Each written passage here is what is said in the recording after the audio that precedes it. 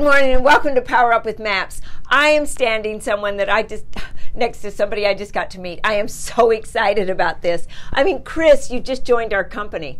I did. I'm very, very excited. I'm very excited because 150 million, I wrote it out this way just so you knew what it looked like. All those zeros behind it, which some of you may be saying are nothing. No, they're nothing without this, right? Once you put the 1 and 5 in front of all those zeros, it's really something. And yet I'm talking to a person that's just humble. I mean, I love that about you. There's like no ego. 150 million. There's really no reason to have ego. Like, you need to be who you are and be genuine, because without that, that's going to be hard for that to grow, I think. Well, and with the ego, it kind of like wipes away all those zeros, doesn't it? Yes. Which are nothing. Hey, you know what's so fun about Chris is you actually talked to me about having a coach in sports of tennis.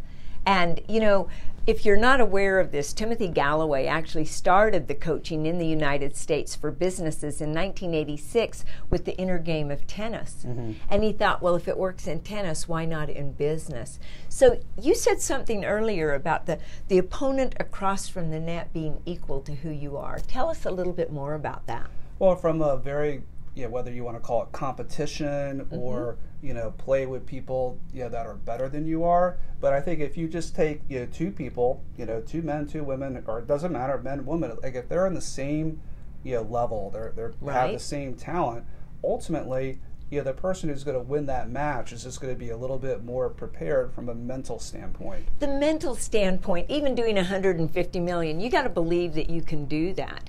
How do you take that mental standpoint of tennis and bring it over into the real estate side? How important is it? I mean, I think it's really key, Diana, because I've been talking about it a lot, where it's just kind of getting back to basics. And sometimes that basics, like if you're a good tennis player, you're practicing every day.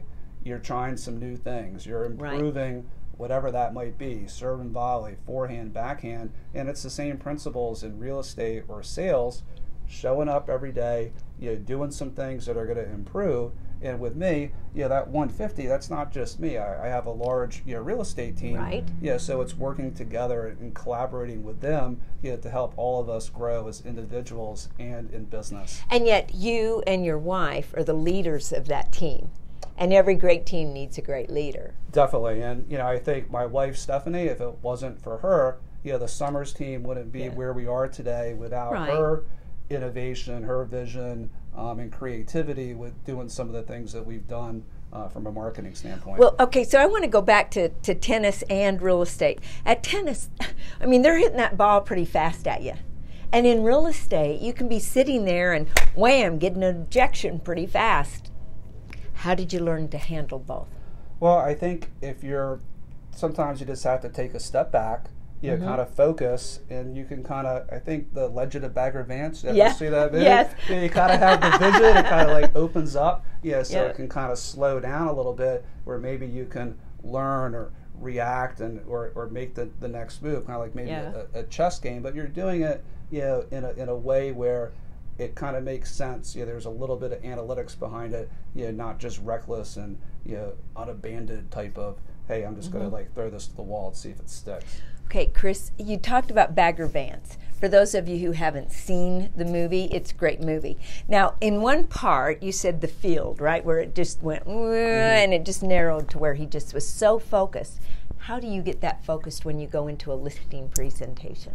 It's important for me that I'm kind of saying this to kind of practice, what I preach to, and kind of, bring it down to the team level too. I think it's something where, again, if you're doing the right things from a mental standpoint, that could be exercising, it could be running in the morning, lifting weights, yoga, whatever it might be, and just doing the right things every day. I know that when I'm on top of my game from a listing appointment, I feel good. I feel good about myself. I might be a little bit nervous about the appointment, but chances are I'm going to have a nice conversation with that person. Right. I'm going to provide, the value for myself and my team. And if I get the listing or not, I can at least leave feeling very, very confident that that was a very, kind of like top of my game presentation. Well, earlier you said in tennis, it's not so much about going there to win the match. It's about playing your best. I kind of heard that about the listing as well.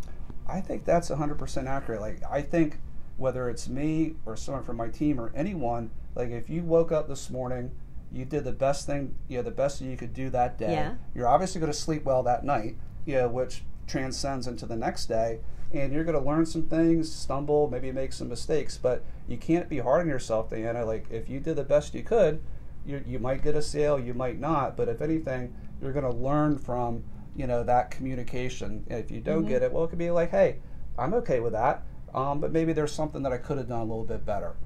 Okay, now you've sold $150 million last year. This isn't a career. This is in 1 year, right?